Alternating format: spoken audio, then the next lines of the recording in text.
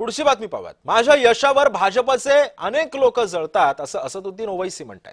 भाजपसोबत मॅच फिक्सिंगच्या आरोपांना ओवैसींनी प्रत्युत्तर दिलंय। राज्यभरामध्ये माझ्या पक्षाचे 125 नगरसेवक निवडून आणलेत असं सुद्धा विश्वास ओवैसींनी व्यक्त केला। मी निवडणुका लढवतच राहणार असं सुद्धा त्यांनी ठामपणे सांगितलं। त्यामुळे आपण पाहतोय सध्या असदुद्दीन ओवैसींनी हे उत्तर दिलं। गेल्या काही दिवसांपासून भाजपनं अनेक वेळा एमआयएम वरती टीका केली होती आणि याच टीकेला ओवैसींनी उत्तर दिलं। नाच ना जाने तो आंगन टेढ़ा, जनता वोट डाल रही है, हमको कामयाब कर रही है। आपने हमारे 4 विधायक को तोड़ लिया बिहार में, वो क्या गांधीयन काम था?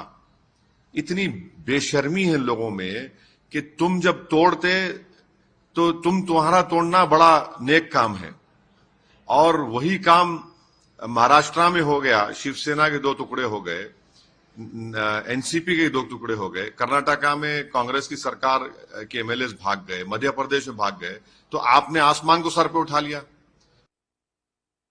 आम्ही एमआयएमला कधीच बरोबर घेणार नाही। आम्हाला एमआयएम नकोच। आम्ही सत्तेसाठी एवढे लाचार लोक नाहीयेत की कुणालाही बरोबर घ्यायचं आणि सत्ता स्थापन करायची। कुणाचं बोट धरून चालणं हे आमच्या स्वभावात नाही। आमचा कोणताही प्रस्ताव त्यांच्याकडे नाही।